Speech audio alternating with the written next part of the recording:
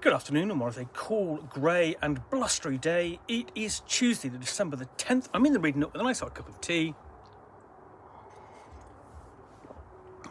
And a box to unbox.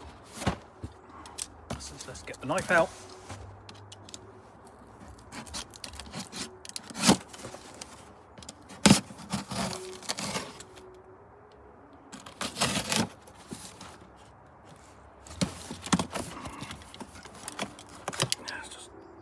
There we go.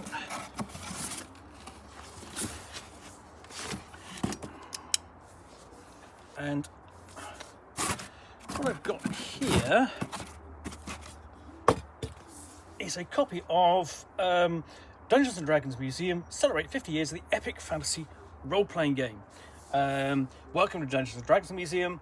The museum is open all hours. Inside you'll find a curated collection of rarely seen artwork showcasing key moments in the game's history. Marvel at D&D's evolution over multiple editions as it casts a spell over an expanding fan base. Explore its effect on everything from streamers to popular TV series like Stranger Things. Discover how it became a box office success with Honor Among Thieves and much more. Enter here to explore 50 years of the most popular role-playing game of all time. That's a terrific looking cover, and you've got the 50 years of D&D logo there and kind of glittery cover.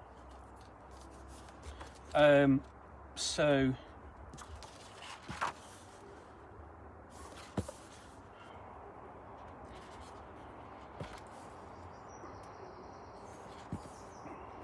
you've got the iconic development. Oh, that's really nice. I do like that. That's the iconic development of the Beholder over the role-playing game's history, from sort of like the original kind of pen and ink depiction in the, well, I suppose what a monster manual from what, 1977 or so, 1978, and then all the way through the different editions.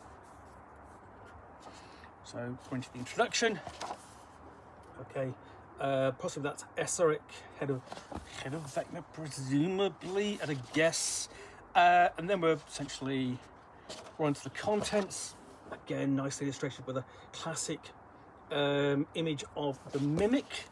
And basically the entrance, and then we're going through the sections by first edition, second edition, third edition, fourth edition, fifth edition. So here we've got the origins of the game. The first copy of Chainmail, the TSR, and history check, basic timeline.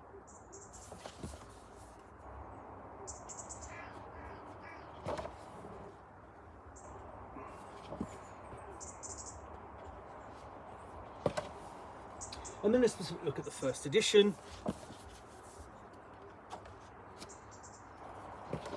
Giving you some background with a knowledge domain and illustrations from sort of like those first books. And then we get into how character creation was done, how disguise, of novels of Dungeons and Dragons. Now this, you have to say, is a very brief overview of the role-playing game. There are histories of the game itself and its development, histories of the TSR available, and they're all worth reading. This is perhaps a very light history of the game. So we've actually got sort of like a look at the ubiquitous Drist, the Drist Erden stories of R.A. Salvatore. You've got Animate Dreams, a small screen adventure, quick overview again of the animated series from the early 80s, which has made a reappearance in the most recent version of the Player's Handbook. Really lovely piece of artwork, nice reference to it. A look at Dragon and Dungeon, so on over the years, and then particular locations, so Forged Domain, Forgotten Realms. So we've got particular settings, and then we move on to second edition, came out 89. So it has its own overview, and then it's sort of the move into computer games of the period.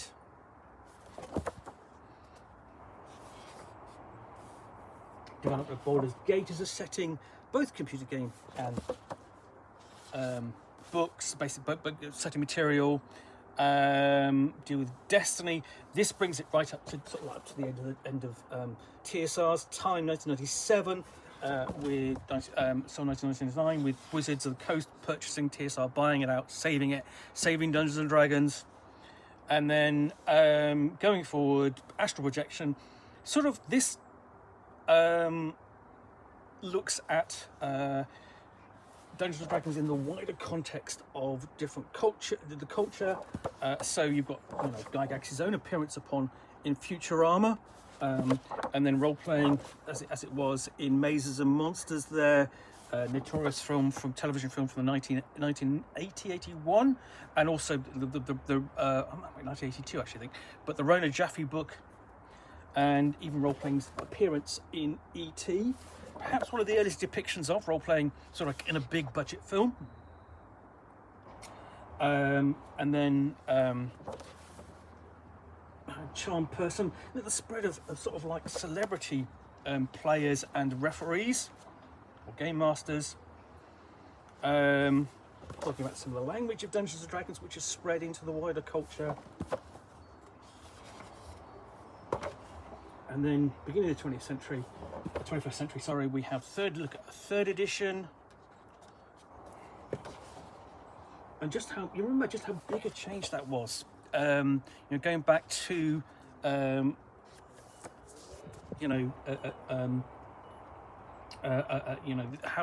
that changed Dungeons and Dragons, how suddenly it revived the role-playing game, brought it a bit more up to date, made it much more playable. Now, not perfect, but much more playable and so on. Basically, so on. But in the meantime, bardic inspiration continues with art. We'll look at some of the artwork. Over the years, and if you can find it, here's a book of art, a development of Dungeons and Dragons that's worth tracking down. It's very good. It's a very, very nice book. Font of inspiration. Look at the expansive campaign, and also if you want to go font as well, look at some of the fonts used in some of those images. In those books. Of course, we've got Ethereal Archive, the Forgotten Films. No, they're not forgotten. We just wish they weren't made, or at least some of them weren't made. And then the development into the wider world with better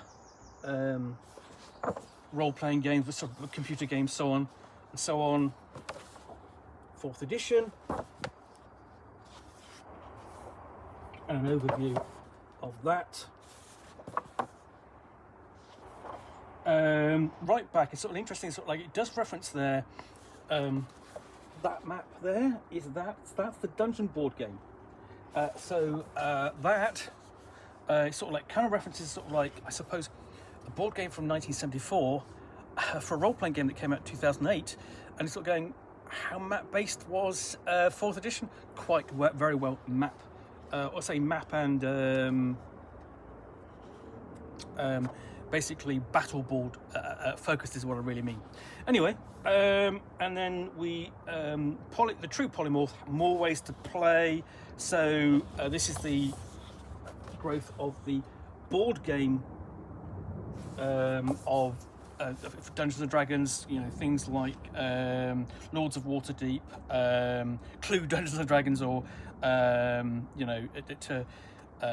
Ravenloft board games, that sort of thing. And then we have Phonic Echo Oral Adventures. So this is adventures you can listen to, play online, or listen to online, that sort of thing. And we have Tools of the Trade, Transforming Tabletops. This is basically building terrain and maps and so on, and adding miniatures to your play. And that goes all the way back to the start, because it comes out of wargaming. We get more modern with True Seeing, the streaming phenomenon. I mean, that goes hand in hand with really the last decade, with that and the combination with Stranger Things.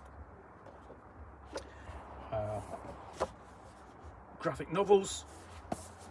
Interesting, the sort of like what they got there is the spread of the Dragonlance scenarios. Those were some of the first graphic novel adaptations. And we get up again, getting closer and closer to 2024 with 5th edition. Again, overview of 5th edition.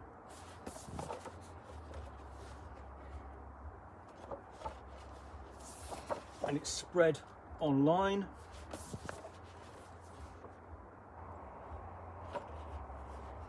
And the Stranger Things effect upon the hobby, that really popularized it, or helped popularize it alongside the streaming phenomenon. And then how it began to feed back on itself, how the streamers began to feed back into the game itself. For example, with setting supplements, and then more recently we have an actual proper, really fun, entertaining film based on Dungeons and Dragons, and a spread of books aimed at a younger audience. Dungeons and Dragons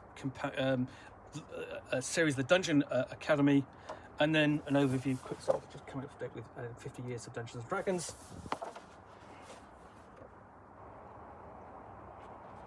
And the index.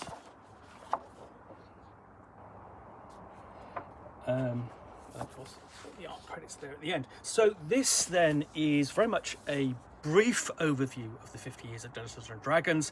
There are other volumes, as I say, which you can go and dig into for this, for deeper detail, and more critical detail if you wish.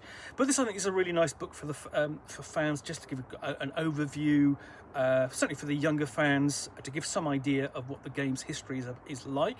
It's not a complete history, but it's certainly a good overview. Anyway, I do hope you enjoyed this unboxing in the Nook. If you did, then please do click on the like button down below. And of course, if you've got any comments or feedback, I do appreciate you taking the time to post those. And lastly, if you want to be alerted to yet more unboxings in the Nook, where you'll see me out here with a box containing a book or game or role-playing supplement, in this case a history of Dungeons and Dragons, presented in its very own museum, that I will talk about to the best extent of my knowledge for roughly 10 minutes or so, all of course accompanied by a nice hot cup of tea, then please do click on the subscribe button down below. And in this, I think, in me, I kind of go back to the History of Role-Playing exhibition that was done at Gen Con 50. Actually sort of like looking at the whole history of the hobby up until 2017. That was really fantastic exhibition of role-playing games and titles and history there that you could go and look at. And this sort of does the same thing for Dungeons and Dragons in book form. Anyway, I do hope you enjoyed this unboxing in the Nook. If you did, then please do click on the like button down below. And of course, if you've got any comments or feedback, again, appreciate you saying those. Repeating myself there. In the meantime, thanks again for watching another unboxing in the Nook. I'll be back again soon with another one. Bye for now.